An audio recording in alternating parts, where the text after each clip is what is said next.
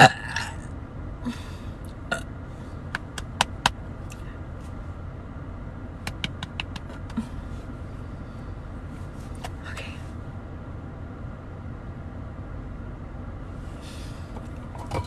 Nobody move. Nobody move. Nobody breathe. I have to restart my whole fucking phone. Thank God.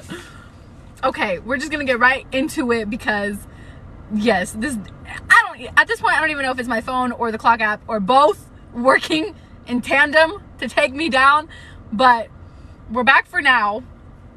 And we'll just keep it going. We're just gonna act like we never stopped, and we'll just keep going. So here we go. There was nowhere to go. In the heart of this festering plain, there was nowhere to run or hide. Erwin had tracked them here, had sent 500 Ilkin to retrieve them. If the Ilkin had found them on the sea and in the endless wasteland, they'd no doubt be able to find them if they tried hiding among the ruins. They were all silent as they gathered on a grassy hill at the edge of the ruins, watching that black mass take form. Deep in the ruins behind them, the chest still waited, untouched. Aylin knew the lock couldn't help, other than to waste their time by opening its container. Brannon could get in line to complain. And Lorcan, somewhere out there, she'd think on that later. At least Fenris and Gavriel had remained, rather than charging off to fulfill Maeve's kill order. Rowan said, eyes pinned on those swift, leathery wings far on the horizon. We'll use the ruin to our advantage, force them to bottleneck in key areas. Like clouds of locusts, the Ilkin blocked out the clouds, the light, the sky. A dull, glazed sort of calm swept over Aylin. 8 against 500. Fenris quickly tied back his golden hair. We divide it up, take them out, before they can get close enough. While they're still in the air. He tapped his foot on the ground, rolling his shoulders, as if shaking off the grip of that blood oath roaring at him to hunt down Lorcan. Aylin rasped, "There's another way." "No," was Rowan's response. She swallowed hard and lifted her chin. "There's nothing and no one out here. The risk of using that key would be minimal." Rowan's teeth flashed as he snarled. "No, and that's final," Aylin said too quietly. "You don't give me orders." She saw as much as she felt Rowan's temper rise with dizzying speed. "You will have to pry that key out of my cold, dead hands." Oh, he said that, sorry. He meant it too. He'd make her kill him before he'd let her use that key in any capacity beyond wielding the lock. Adian let out a low, bitter laugh. "You wanted to send a message to our enemies about your power, Aylin." Closer and closer that army came, and Rowan's ice and wind licked at her as he tunneled down into his magic. Adian jerked his chin toward the army approaching. "It seems Erwin sent his answer." Aylin hissed. "You blame me for this?" Adian's eyes darkened. "We should have stayed in the north. I had no choice, I'll have you remember." "You did," Adian breathed. None of the others, not even Rowan, stepping in. "You've had a choice all along, and you opted to flash your magic around." Why is he getting onto her? This is not the time, my love. This is not the time. Aylin knew very well that her eyes were now flickering with flames as she took a step toward him. "So I guess your perfect stage is over then." Adian's lip curled off his teeth. "This isn't a game. This is war. And you pushed and pushed Erwin to show his hand. You refused to run your schemes by us first. Let us weigh in. When we have fought wars, don't you dare pin this on me." Aylin peered inside herself, to the power there. Down and down it went, to that pit of eternal flame. "This isn't the time," Gavriel offered. Adian threw out his hand in his direction, a silent, vicious order for the lion to shut his mouth. "Where are our allies, Aylin? Where are our armies? All we have to show for our efforts is a pirate lord who might very well change his mind if he hears about this from the wrong lips." She held in the words. Time. She had needed time. "If we're going to stand a chance," Rowan said, "we need to get into position." Embers sparked from her fingertips. "We do it together." She tried not to look offended at their raised brows, their slightly gaping mouths. Magic might not last against them, but steel will. She jerked her chin at Rowan, at Adian. "Plan it." So they did. Rowan stepped to her side, a hand on her lower back, the only comfort he'd show. When he knew, they both knew, it hadn't been his argument to win, he said to the Fey males, "How many arrows?" 10 quivers, fully stocked, Gavriel said, eyeing Adian as he removed the sword of Orinth from his back and rebuckled it at his side. Returned to her human form, Lysandra had drifted to the edge of the bank, back stiff as the Ilken gathered on the horizon. Aelin left the males to sort out their positions and slipped up beside her friend. "You don't have to fight. You can stay with Manon, guard the other direction." Indeed, Manon was already scaling one of the ruined walls, a quiver with unnervingly few arrows slung over her back, beside Windcleaver.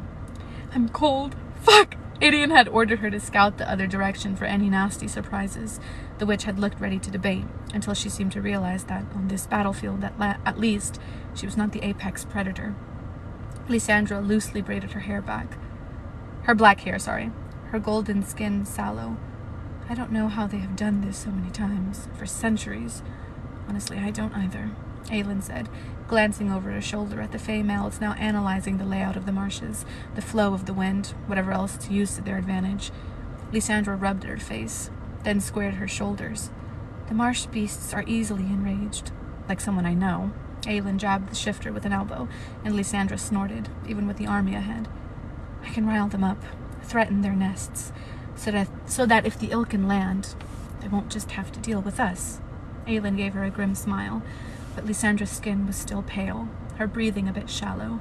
Aelin threaded her fingers through the shifters and squeezed tight. Lysandra squeezed back once before letting go to shift, murmuring, "I'll signal when I'm done." Aelin just nodded, lingering on the bank for a moment to watch the long-legged white bird flap across the marsh, toward that building darkness.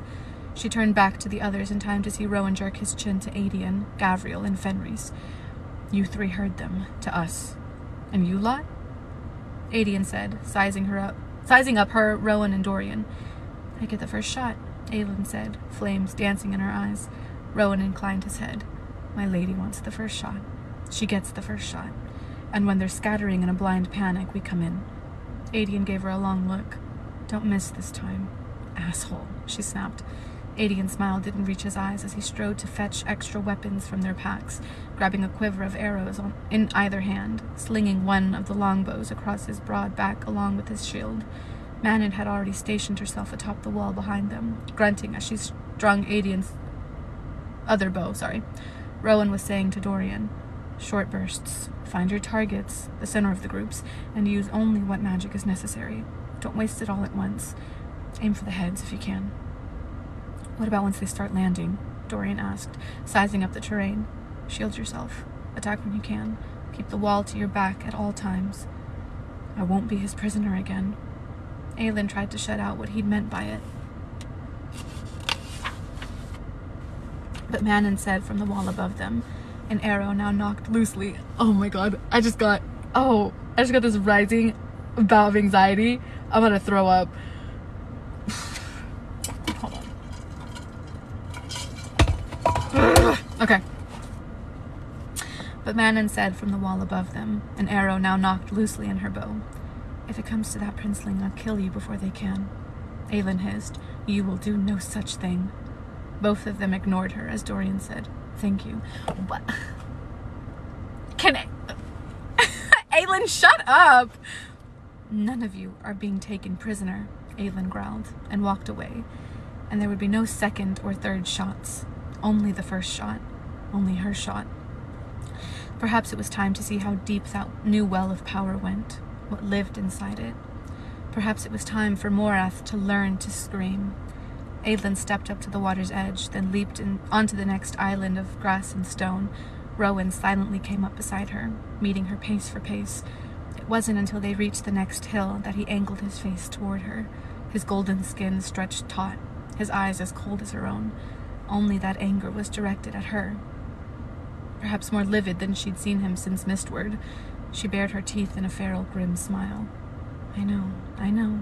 Just add suggesting to use the word key to that tally of all the horrible things I do and say. Leathery, massive wings beat the air, and shrieking cries at last began to trickle toward them. Her knees quaked, but she clamped down on the fear, knowing he could scent it, knowing the others could too. So she willed herself to take another step onto the sodden, reed-laden plain, toward that Ilken army. They'd be upon them in minutes, less maybe. And horrible, miserable Lorcan had bought them that extra time, wherever the bastard was. Rowan didn't object as she took another step, then another. She had to put distance between them all, had to make sure that every last ember was capable of reaching that army, and that she didn't waste her strength by traveling far to do so, which meant striding out into the marshes alone, to wait for those things to be close enough to see their teeth. They had to know who now marched through the reeds toward them. What'd she do to them? But still, the Ilken charged. In the distance, far to the right, marsh creatures began to roar, no doubt in Lysandra's wake. She prayed the beasts were hungry, and that they didn't mind Morath-bred meat.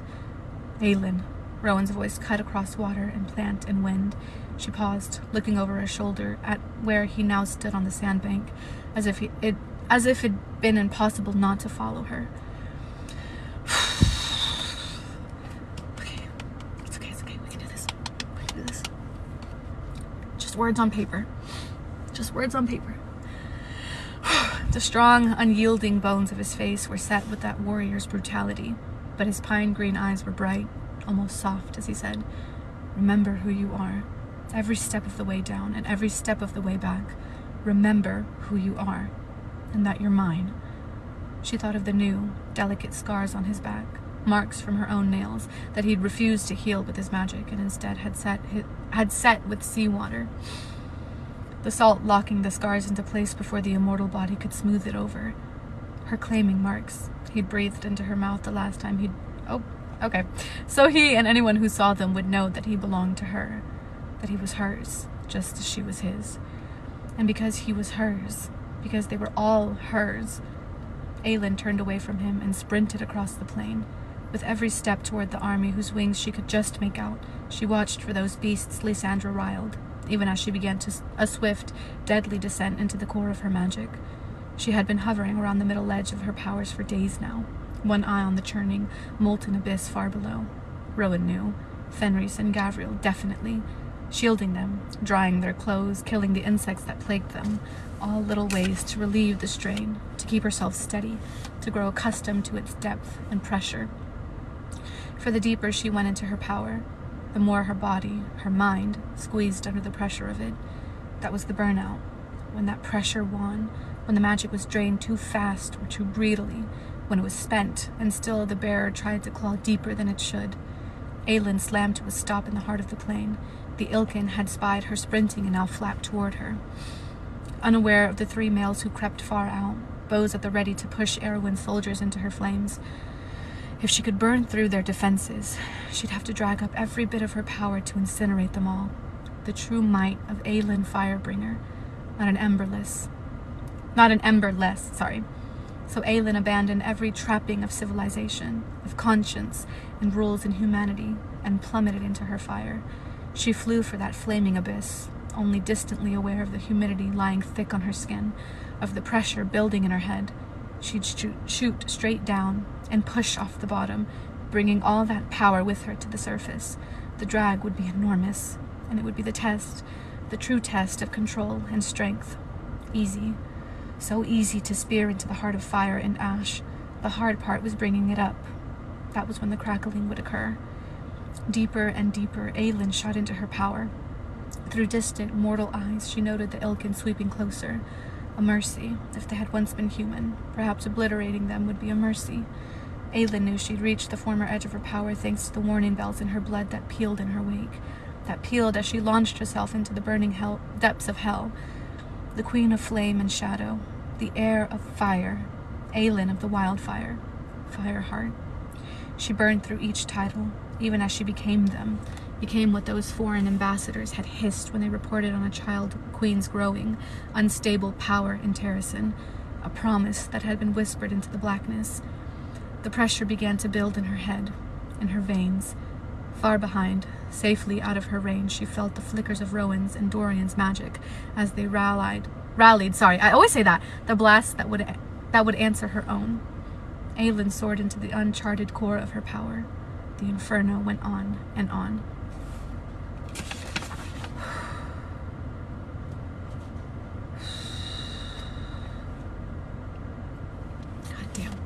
56. Lorcan knew they were still too slow, warning signal or not. Alid was gasping for breath, weaving on her feet as Lorcan halted on the outskirts of a massive, flooded plain. She pushed back a stray strand from her face, a Thrill's ring glinting on her finger. She hadn't questioned where it had come from or what it did when he'd slipped it onto her finger this morning. Aww. He gave her the ring. He gave her the ring. He'd only warned her to never take it off, that it might be the one thing to keep her safe from the Ilkin, from Morath. The force had swept northward, and away from where Lorcan and Alid had hauled ass, no doubt to secure some better approach. And at the far end of the plain, too distant for Alid's human eyes to clearly make out, Whitethorn's silver hair glinted, the king of Ardalan at his side, magic bright and cold, swirling around them. And farther out, gods above, Gavriel and Fenris were in the reeds, bows drawn, and Gavriel's son, aimed at the army approaching, waiting for... Lorcan tracked where they were all facing. Not the army closing in on them, but the queen standing alone in the heart of the flooded plain. Lorcan realized that, moment too late, that he and Alid were on the wrong side of the demarcation line, too far north of where Aylin's companion stood safely behind her.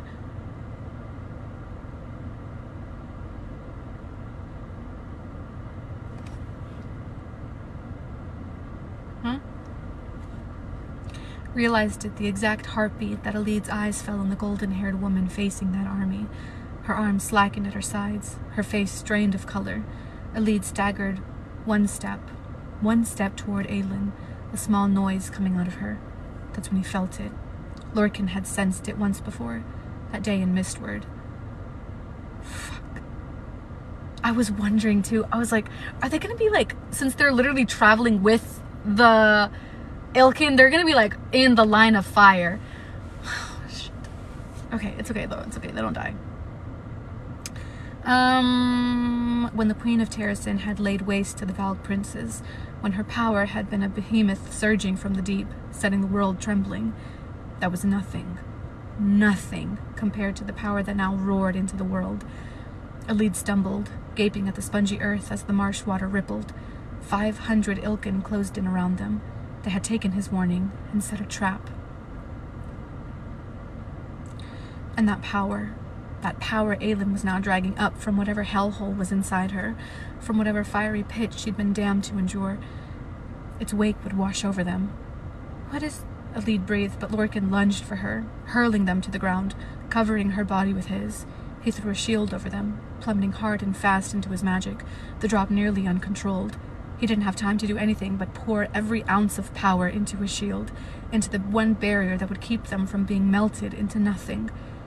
He shouldn't have wasted the effort warning them, not when it was now likely to get him and Alid killed. Whitethorn knew, even at Mistward, that the Queen hadn't yet stepped into her birthright, knew that this sort of power came around once in an eon, and to serve it, to serve her. A court that wouldn't just change the world, it would start the world over. A court that could conquer this world, and any other it wished, if it wished, if that woman on the plane desired to. And that was the question, wasn't it? Lorcan, Alid whispered, her voice breaking in longing for the Queen, or terror of her. He didn't know. Didn't have time to guess, as a feral roar went up from the reeds, a command, and then a hail of arrows precisely and brutally aimed flew from the marshes to strike at the outer flanks of the Ilkin. He marked Fenris's shot by the black-tipped arrows that easily found their marks. Gavriel's son didn't miss either. Ilkin tumbled from the sky, and the others panicked, flapping into one another, careening inward, right to where the Queen of Terrasin unleashed the full force of her magic upon them. Oh. The moment Lysandra roared to signal that the marsh beasts were riled and she was safely behind their lines again, the moment the Ilkin got so close Adian could shoot them out of the sky like geese, his queen erupted.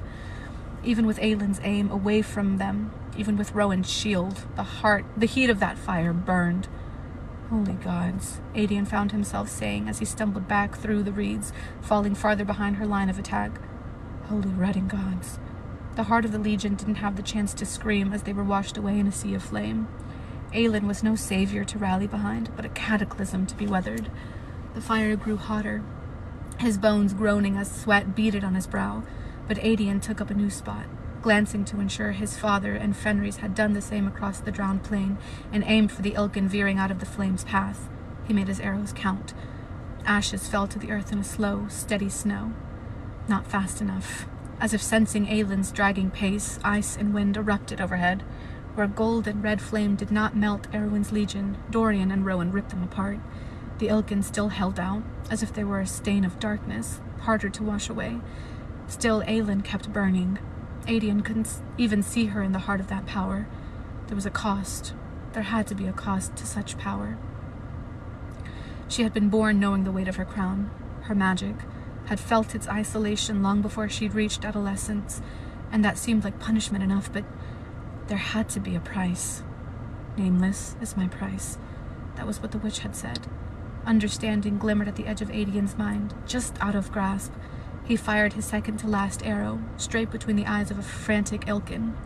One by one, their own foul-bred resistance to magic yielded to those bursts of ice and wind and flame, and then Whitethorn began walking into the firestorm 50 feet ahead, toward Aelin. Lorcan pinned a lead to the earth, throwing every last shadow and pocket of darkness into that shield. The flames were so hot that sweat dripped down his brow, right into her silken hair, spread on the green moss. The marsh water around them boiled. Oh my god. Boiled. Fish floated belly up. The grasses dried out and caught fire. The world was a hell realm, with no end and no beginning. Lorcan's shredded, dark soul tipped its head back and roared in unison to her power's burning song.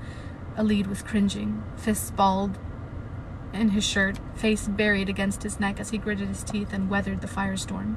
Not just fire, he realized, but wind and ice. 2 other mighty magics had joined her, shredding the Ilken, and his own shield.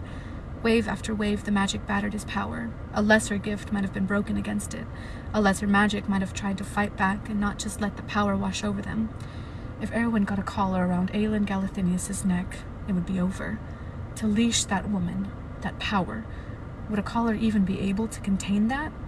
There was movement through the flames. Whitethorn was prowling across the boiling marshes, his steps unhurried. The flame swirled around the dome of Rowan's shield, eddying with his icy wind. Only a male who'd lost his damn mind would wander into that storm. The Ilken died, and died, and died, slowly and not at all cleanly, as their dark magic failed them. Those that tried to flee the flame or ice or wind were felled by arrows. Those that managed to land were shredded apart by ambushes of claws and fangs and snapping scaled tails. They'd made every minute of his warning count, had easily set a trap for the Ilken, that they'd fallen for it so swiftly. But Rowan reached the queen in the heart of the marshes as her flames winked out, as his own wind died out, and plumes of unforgiving eyes shattered the few Ilken flapping in the skies. Ash and glittering ice rained down, thick and swirling as snow, embers dancing between the clumps that had once been the Ilken. There were no survivors, not one. Jesus.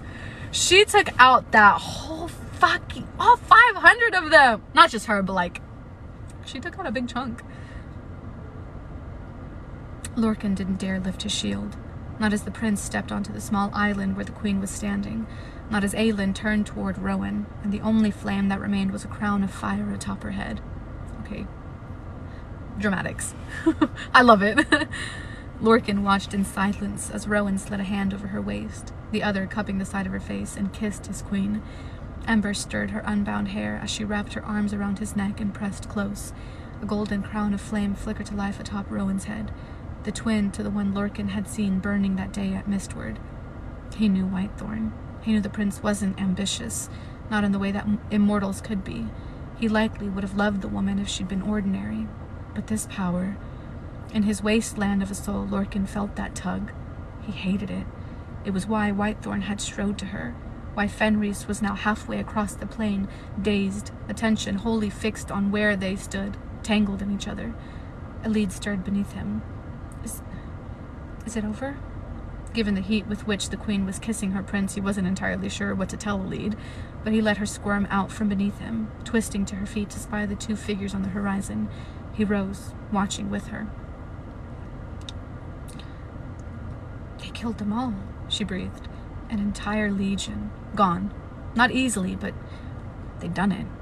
Ash continued to fall, clumping on Elid's silky, night-dark hair. He gently picked out a bit, then put a shield over her to keep it from landing on her again.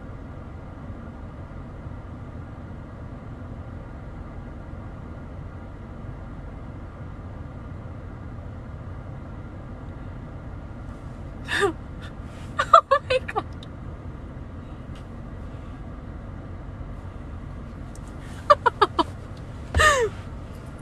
That's a big fucking tab right there. Oh my god! He's amazing!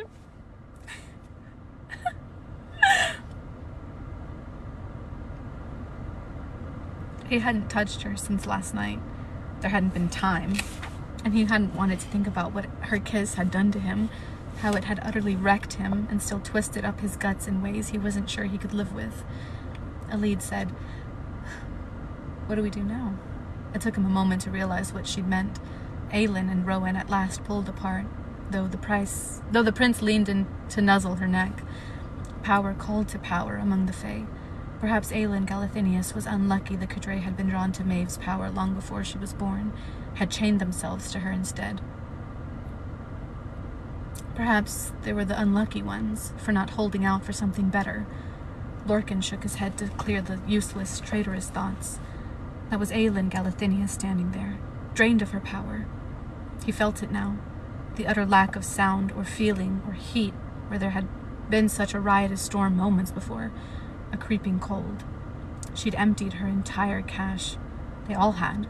Maybe Whitethorn had gone to her, put his arms around her, not because he wanted to mount her in the middle of the marshes, but to keep her upright once the power was gone, once she was left vulnerable, open to attack. "What do we do now?" Elid had asked. Lorcan smiled slightly. "We go say hello." She balked at the shift in his tone. "You're not on friendly terms." Certainly not. And he wasn't about to be. Not when the Queen was within his sights. Not when she had that word key, the sibling to the one Elid carried. "They won't attack me," he said, and began heading for them. The marsh water was near scalding, and he grimaced at the fish floating, milky eyes open wide to the sky. Frogs and other beasts bobbed among them, wobbling in his ripples. Elid hissed at entering the hot water, but followed after him. Slowly, Lorcan closed in on his prey, too focused on the fire-breathing bitch to notice that Fenris and Gavriel had vanished from their positions in the reeds.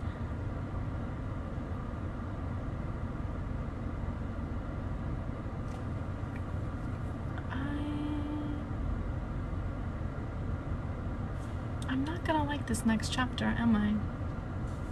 I'm not gonna like it, am I? I don't think I am. I don't think I'm gonna like it. This is when our true colors come out. Oh no. That's okay.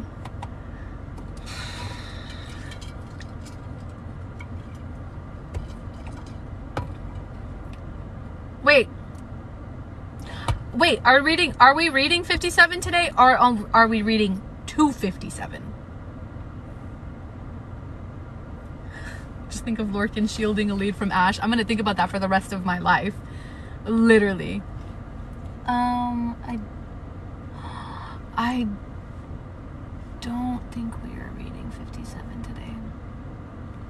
I think we're only reading until 57. Wait. And I don't know. Oh, we're reading 57? Okay. Okay. Say less. Chapter 57. Every step toward Aelin was an eternity, and every step was somehow too swift. Elid had never been more aware of her limp, of her dirty clothes, of her long, unshaped hair, of her small body and lack of any discernible gifts. She had imagined Aelin's power, dreamed of how it had shattered the glass castle. She hadn't considered that the reality of seeing it unleashed would make her bones quail in terror. Oh, okay. Thank you, Nico. Or that the others would possess such harrowing gifts as well. Ice and wind twining with fire, until only death rained down. She almost felt bad for the Ilkin they'd slaughtered. Almost. Lorcan was silent, tense. She was able to read his moods now. The little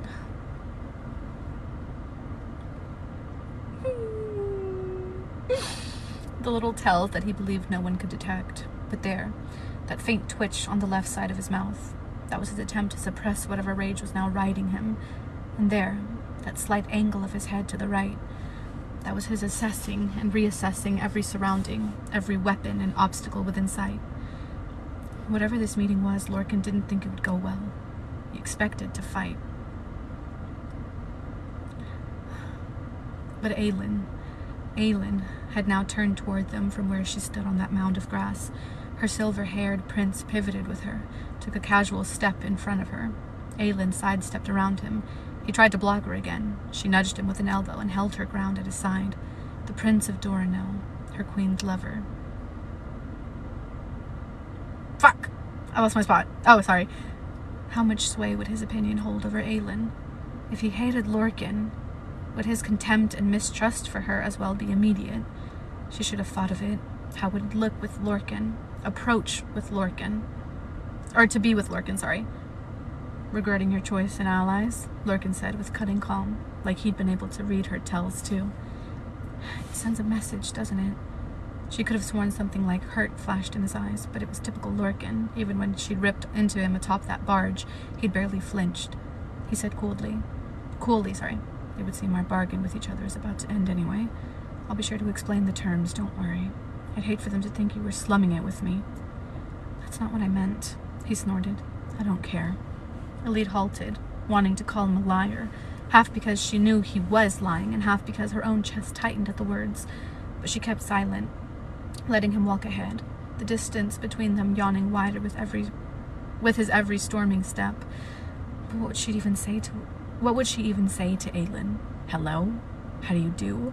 Please don't burn me. Sorry I'm so filthy and lamed. A gentle hand touched her shoulder. Pay attention. Look around. Elide glanced up from where she'd been wincing at her dirty clothes. Lorcan was perhaps 20 feet ahead, the others mere figures near the horizon. The invisible hand on her shoulder squeezed. Observe. See. See what? Ash and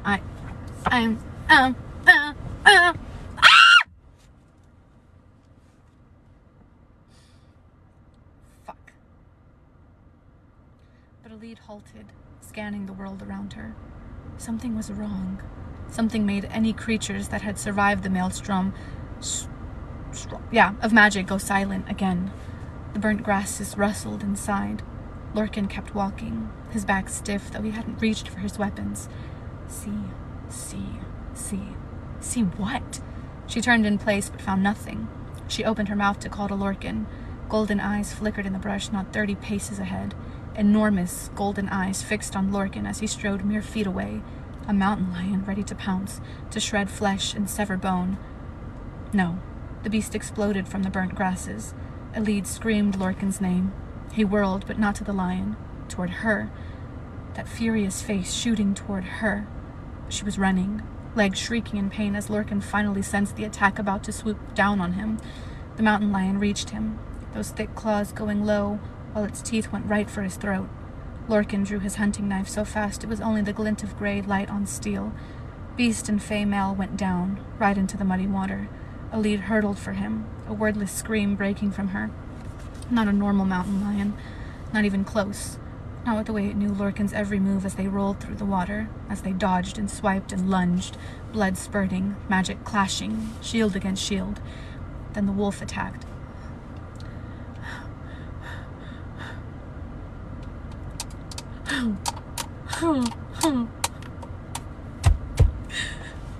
A massive white wolf, sprinting out of nowhere, wild with rage and all of it focused on Lorcan. Lorcan broke from the lion, blood streaming down his arm, his leg, panting, but the wolf had vanished into nothing. Where was it? It appeared out of thin air, as if it had stepped through an invisible bridge, 10 feet from Lorcan. Not an attack, an execution. Elide cleared a gap between two mounds of land, icy grass slicing into her palms, something crunching on her leg. The wolf leapt for Lorcan's vulnerable neck, eyes glazed with bloodlust, teeth shining. Elide surged up the little hill, time spinning out beneath her. No. Vicious white fangs neared Lorcan's spine.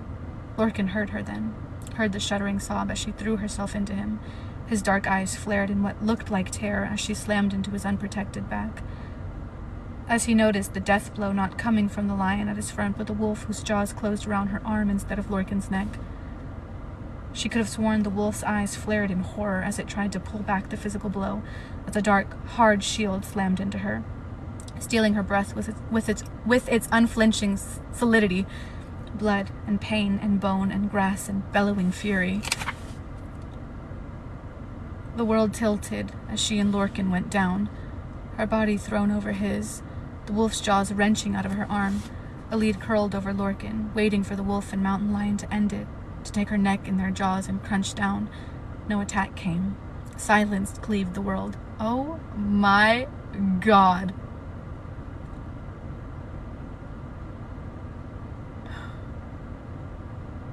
Lorcan flipped her over, his breathing ragged, his face bloody and pale as he took in her face, her arm. Elide. She couldn't draw breath, couldn't see around the sensation that her arm was mere shredded flesh and splintered bone. Lorcan grabbed her face before she could look and snapped, "Why did you do that? Why?" He didn't wait for an answer. He lifted his head, his snarl so vicious it echoed into her bones, made the pain in her arm surge violently enough that she whimpered. He growled to the lion and the wolf, his shield a swirling obsidian wind around them. "You're dead. You're both dead." Elide shifted her head enough to see the white wolf staring at them, at Lorcan, see the wolf change in a flash of light into the most beautiful man she'd ever beheld. His golden brown face tightened as he took in her arm. Her arm. "Lorcan, we were ordered," said an unfamiliar, gentle male voice from where the lion, too, had transformed into a female.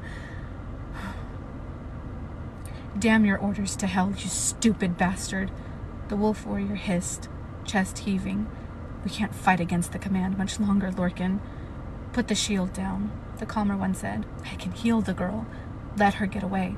"I'll kill you both," Lorcan swore. "I'll kill you." Elide looked at her arm. There was a piece missing from her forearm. There was blood gushing into the burnt remnants of grass, white bone jutting out. Oh, it's bad. Oh, it's bad.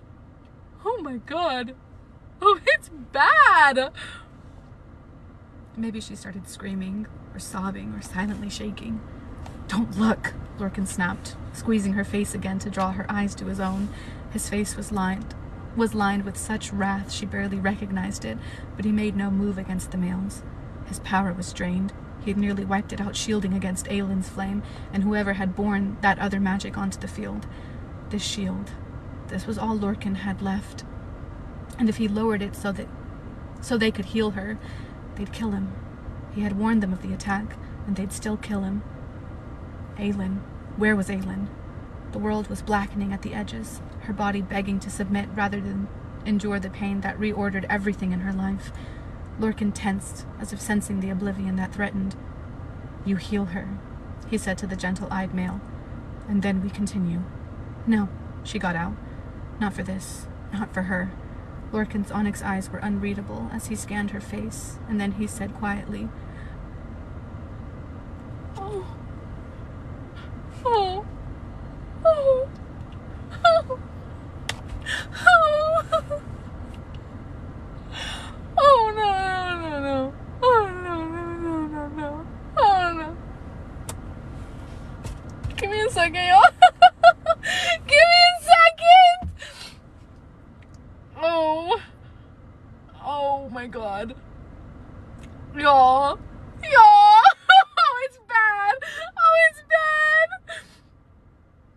it's bad. Oh my God, it's bad. Oh, it's not good. Oh, it's not good. In fact, this is the opposite of good. In fact, it might be very bad. It might be very bad.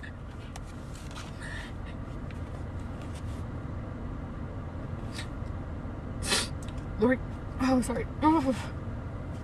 Lorcan's onyx eyes were unreadable as he scanned her face, and then he said quietly, "I wanted to go to Parents with you."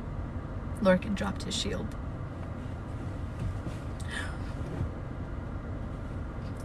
It was not a hard choice, and it did not frighten him, not nearly as much as the fatal wound in her arm did. Fenris had hit an artery. She'd bleed out in minutes. Lorcan had been born from and gifted with darkness. Returning to it was not a difficult task, but letting that glimmering, lovely light before him die out. In his ancient, bitter bones, he could not accept it. She had been forgotten by everyone and everything, and still she had hoped. And still she had been kind to him. And still she had offered him a glimpse of peace in the time he'd known her. She had offered him a hope.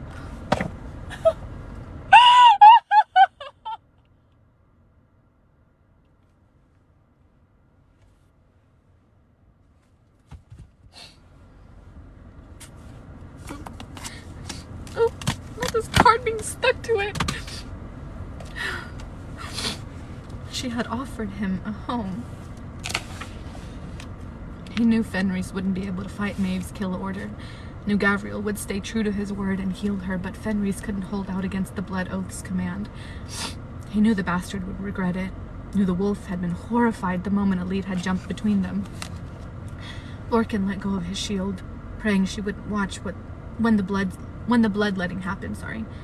When he and Fenris went claw to claw and fang to fang, he'd last against the warrior until Gavriel joined back in.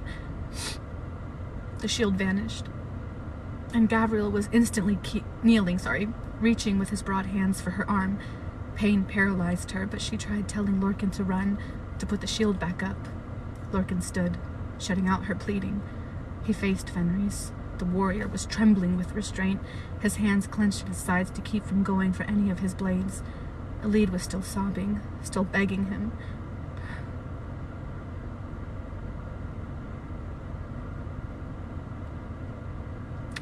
Fenris's taut features were lined with regret. Lorcan just smiled at the warrior. It snapped Fenris's leash. His sentinel leapt for him, sword out, and Lorcan lifted his own, already knowing the move Fenris planned to use. He trained him how to do it, and he knew the guard Fenris let drop on his left side just for a heartbeat, exposing his neck. I can't see the page, I'm sorry, hold on. Can't see the words. Fenris landed before him, swiping low and dodging right. Lorcan angled his blade for that vulnerable neck. They were both blown back by an icy, unbreakable wind, whatever was left of it after the battle. Fenris was up, lost to the blood fury, but the wind slammed into him, again and again. Holding him down, Lorcan struggled against it, but the shield Whitethorn had thrown over them. The raw power he now used to keep them pinned was too strong when his own magic was depleted. Boots crunched on the burnt grass. Sprawled on the bank of a little hill, Lorcan lifted his head. Whitethorn stood between him and Fenris, the prince's eyes glazed with wrath. Rowan surveyed Gavriel and Elide, the latter still weeping, still begging for it to stop, but her arm, a scratch marred the moon-white arm, but Gavriel's rough battlefield healing had filled the holes, the missing flesh and broken bones. He must have used all his magic to... Gavriel swayed ever so slightly. Whitethorn's voice was like gravel. This ends now. You two don't touch them. They're under the protection of Aelin Galathinius. If you harm them, it will be considered an act of war. Specific, ancient words. The only way a blood order could be detained. Not overridden, just delayed for a little while. To buy them all time. Thank you, Lord, because I thought I was about to have to watch Lorcan die. Or I thought Elide was going to do something stupid and get herself killed. I was really fearing for them. I was fearing for both of their lives. Woo! To buy them all time. Fenris panted, but relief flickered in his eyes. Gavriel sagged a bit. Elide's dark eyes were still glassy with pain, the smattering of freckles on her cheeks stark against the unnatural whiteness of her skin. Whitethorn said to Fenris and Gavriel, "Are we clear on what the hell will happen if you step out of line?" To Lorcan's eternal shock, they lowered their heads and said, "Yes, Prince." Rowan let the shields drop, and then Lorcan went hurtling to Elide.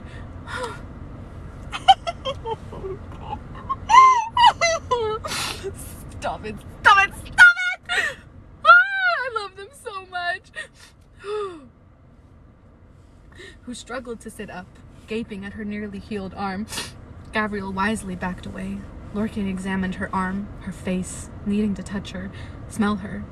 He didn't notice that the light footsteps in the grass didn't belong to his former companions, but he knew the female voice that said from behind him, "What the rutting hell is going on?" Damn. Damn. Damn. Damn, I was really crying, y'all. This shit really had me going. This shit really had me fucking going.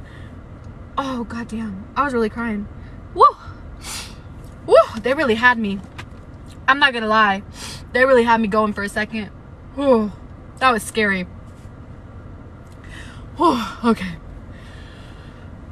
The weight of the world, man, it's off my shoulders. Whew.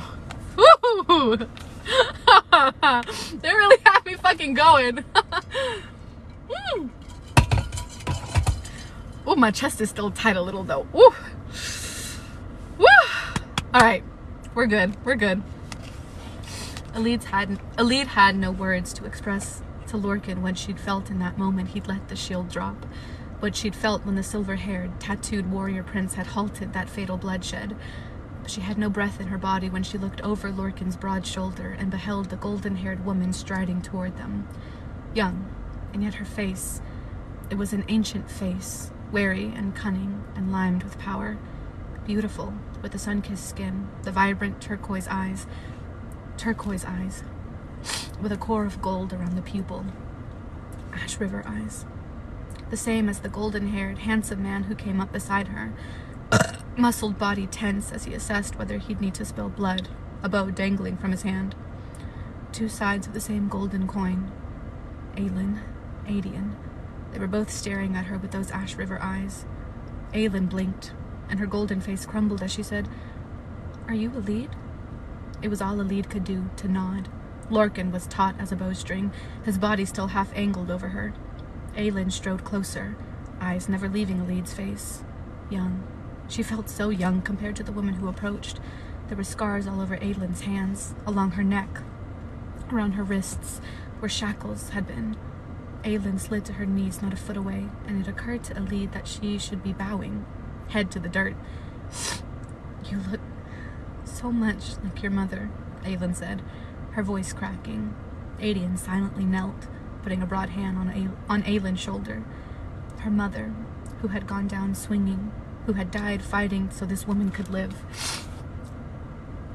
"I'm sorry," Aelin said, shoulders curving inward, head dropping low as tears slid down her flushed cheeks. "I'm so sorry." How many years had those words been locked up? Elide's arm ached, but it didn't stop her from touching Aelin's hand, clenching in her lap. Touching that tanned, scarred hand, warm, sticky skin met her fingertips. Real. Aelin was real. As if Aelin realized the same, her head lifted. She opened her mouth, but her lips wobbled, and the queen clamped them together. None of the gathered company spoke. And at last Aelin said to Elide, "She bought me time." Elide knew who the queen meant. Aelin's hand began shaking. The queen's voice broke entirely as she said, "I am alive today because of your mother." Elide only whispered, "I know. She told me to tell you." A shuddering inhale, but Aelin didn't break her stare, even as tears continued cutting through the dirt of her cheeks. "Your mother told me to tell you that she loves you very much." Those were her last words to me. "Tell my Elide I love her very much." For over 10 years, Aelin had been the sole bearer of those final words. 10 years, through death and despair and war, Aelin had carried them across kingdoms. And here, at the edge of the world, they had found each other again. Here at the edge of the world, for just a heartbeat, Elide felt the warm hand of her mother's brush her shoulder. Oh my god, I'm gonna cry again! Tears stung Elide's eyes as they slipped free, but then the grass crunched behind them. She saw white hair first, then golden eyes. And Elide sobbed as Man in Blackbeak emerged, smiling faintly. Oh my god! Oh my god, hold on.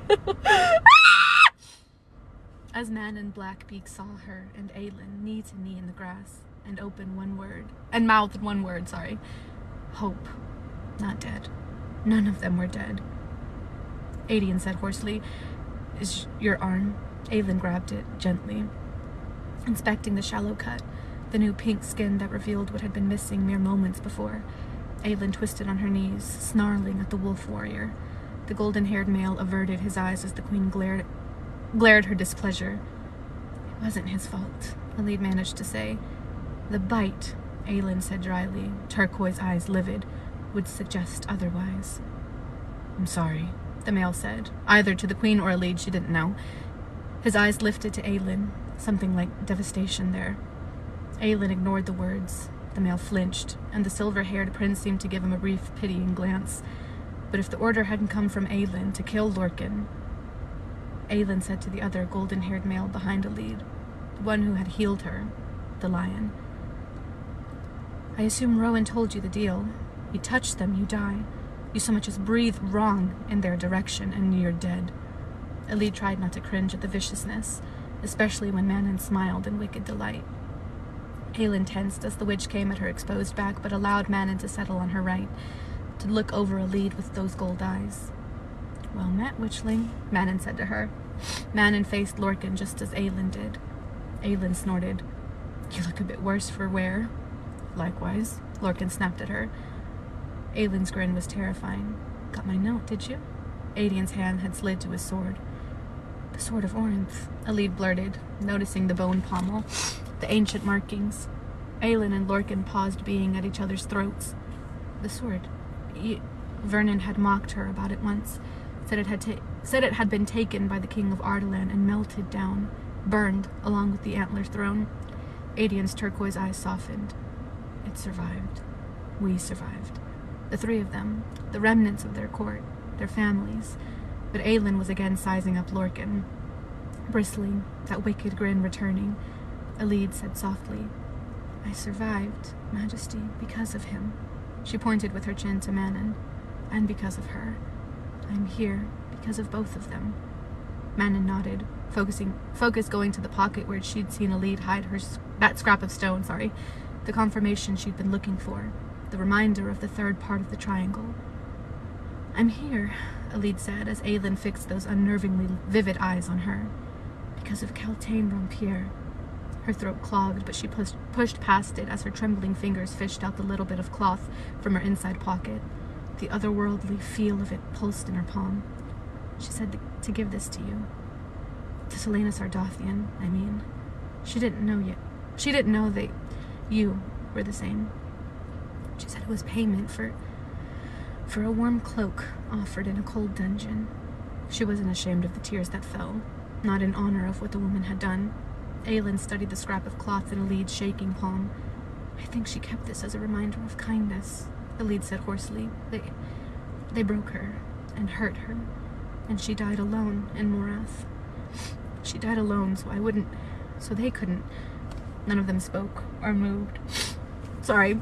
My God, I'm fucking crying and I have a runny nose. I'm sorry. Hold on. Let me blow my nose real quick. Okay, we're good. None of them spoke or moved. She couldn't tell if it made it worse, if the hand that Lorcan laid on her back made her cry harder.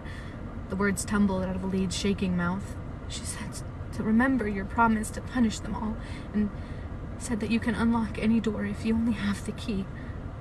Aelin clamped her lips together and closed her eyes. A beautiful, dark-haired man now approached. He was perhaps a few years older than her, but carried himself so gracefully that she felt small and unmolded before him, his sapphire eyes fixed on Alid, clever and unruffled, and sad. Caltaine Rompier saved your life? And gave you that? He knew her, had known her. Manon Blackbeak said in a faint, amused voice, Lady Alid Lochin of Parenth, meet Dorian Havillard, King of Ardalan.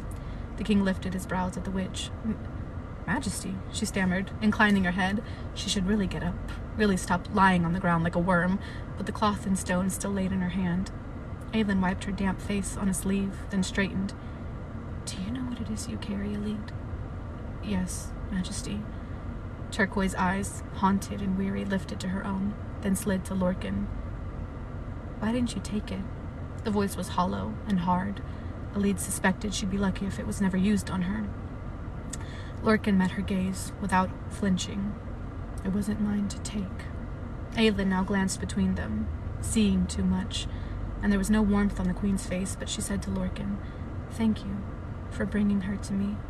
The others seemed to be trying not to look too shocked at the words, but Aelin turned to Manon. "I lay claim to her. Witch blood in her veins or no, she is Lady of Parent, and she is mine." Gold eyes gleamed with the thrill of challenge. "And if I claim her for the Blackbeaks?" "Blackbeaks or the Crochans?" Aelin purred. Elide blinked. "Manon and the Crochans? What was the wing leader doing here? Where was Abraxas?" The witch said, "Careful, Majesty. With your power reduced to embers, you'll have to fight me the old-fashioned way again." That dangerous grin returned. "You know, I've been hoping for round 2. Oh, God. Can we not do this right now? "Ladies," the silver-haired prince said through clenched teeth. They both turned, giving Rowan Whitethorn horrifyingly innocent smiles. The Fey Prince, to his credit, only winced after they looked away again. Elide wished she could hide behind Lorcan, as both women fixed that near-feral attention on her again. Manon reached forward, tipping Elide's hand over to where Aelin's waited. "There you go. Over and done with," Manon said. Aelin cringed slightly, but pocketed the cloth and the key inside. A shadow instantly lifted from Elide's heart, a whispering presence now silenced. Manon ordered, "On your feet? We're in the middle of something." She reached to pull Elide up, but Lorcan stepped in and did it himself.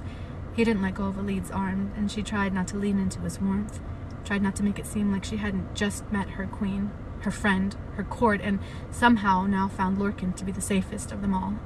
Manon smirked at Lorcan. "You claim on her mail, and it is the very bottom of the list." "Or your claim, sorry. Your claim on her mail is at the very bottom of the list." Iron teeth slid out, turning that beautiful face petrifying. Lorcan didn't let go. Manon crooned in a way that usually meant death. "Don't touch her." "You don't give me orders, witch," Lorcan said, "and you have no say in what is between us." Elide frowned at him. "You're making it worse." "We like to call it territorial male nonsense," Aelin confided. "Or territorial Fey bastard. Works just as nicely." The Fey Prince coughed pointedly behind her. The Queen looked over his shoulder, brows raised. "Am I forgetting another term of endearment?" The warrior prince's eyes glowed, even as his face remained set with predatory intent. "I think you covered it." Aelin winked at Lorcan. "You hurt her, and I melt your bones," she merely said, and walked away. Manon's ironclad smile grew, and she gave Lorcan a mocking incline of the head as she followed in the Queen's wake. Aedion looked Lorcan over and snorted. "Aelin does whatever she wants, but I think she'd let me see how many of your bones I can break before she melts them." Then he, too, was walking toward the other two. Ooh, so scary. Ooh, he better watch out. I'm sorry. I hate the whole intimidation thing. 1 silver, 1 gold. Elide almost screamed as a ghost leopard appeared out of nowhere, twitched its whiskers at twitched its whiskers in Lorcan's direction, and then trotted after the women, its puffy tail swishing behind it. Then the king left, then the Fey males, until only Prince Rowan Whitethorn stood there. He gave Elide a look. Elide immediately shrugged out of Lorcan's grip. Aelin and Aedion had stopped ahead, waiting for her, smiling faintly, welcomingly. So Elide headed for them, her court, and did not look back. Rowan had kept quiet during the past few minutes, observing. Lorcan had been willing to die for Elide, had been willing to put aside his quest for Maeve in order for Elide to live, and had then acted territorial enough to make Rowan wonder if he seemed so ridiculous around Aelin all the time. "Now alone," Rowan said to Lorcan. "How did you find us?" A cutting smile. "The Dark God nudged me toward here. The Ilken army did the rest." The same Lorcan he'd known for centuries, and yet not. Some hard edge had been dulled. No, soothed.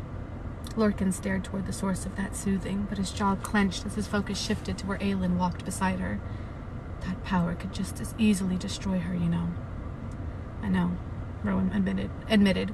What she'd done minutes ago, the power she'd summoned and unleashed, it had been a song that made his magic erupt in kind.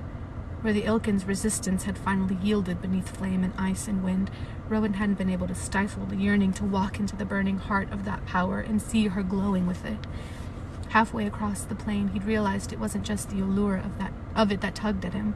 It was the woman inside it, who might need physical contact with another living being to remind herself that she had a body, and people who loved her, and to pull her back from the killing calm that so mercilessly wiped the Ilken from the skies.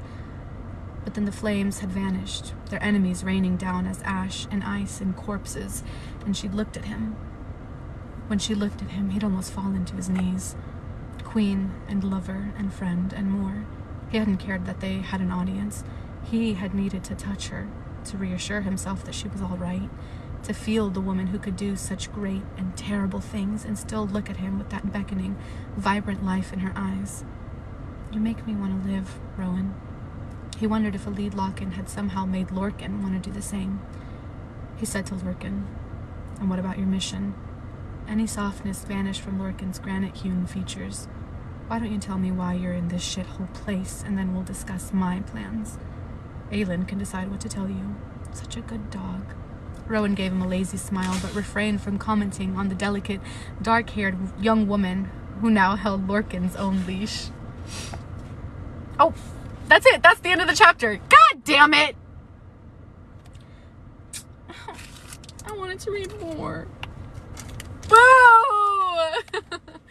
I wanted to read more. Y'all. That was too fucking much. Oh my god. There's a lot to unpack, a lot to talk about, a lot to... Yeah, it was a really long chapter, but a lot happened. I found out that in the same way Lorcan would die for Alid, I would die for Lorcan. It was too much. They make me so happy. Ooh. Woo! It was good. It was really good. I was so convinced one of them was gonna... Like, I don't know what I thought was gonna happen. I really thought that, like, Lorcan was gonna have to betray them because I couldn't see a way out for them, and I thought Lorcan was gonna, like, leave. Yeah, I'm a bit annoyed with Aedion trying to pick a fight with Aelin as they're all, like, looking at that army, and I'm annoyed with him for threatening my man Lorcan. I get it that they don't trust him, that they did it for Alid, but at the same time, shut up. Shut the fuck up, because you don't know him. You don't know him. Aelin too. I said it. She should not have spoken. I get why. Like, I'm just joking. Like, I get why she did, but, like, at the same time, don't talk to him. 41, 43, plus 46 of Tower of Dawn before tomorrow's live. Tomorrow's live is 44 and 47 through 51. Okay. 41 through 43 and 46. Yeah. And then that whole little comment that he added was like, "I'm sure she'll let me break your bones before she kills you," type of thing. Shut up. Shut up. Shut the hell up. I can't. Anyway. Oh, God. Woo. It was a good couple chapters, though. It was good. It was really good, y'all. Really good. Anyway. Okay, well, we've been here for long enough, and I don't know how long the internet's gonna live out. But tomorrow is not Empire of Storms. Tomorrow is Tower of Dawn. I know you guys aren't really huge fans of that, but that's what we'll be reading tomorrow. And I love Lorcan. I would die for him. I would die for Alid. I would die for both of them to be together. If the cost of them being together was my life, I would gladly pay the price. I would pay it happily. And yeah, Fenris can take me out himself with his jaws. Yep. And I would die a happy death. Anyway, I will see y'all tomorrow for Tower of Dawn. Love y'all. Thank y'all for holding out through all the buffering. We made it to the end, and that's all that matters. So I love y'all. I'll see y'all tomorrow. Bye.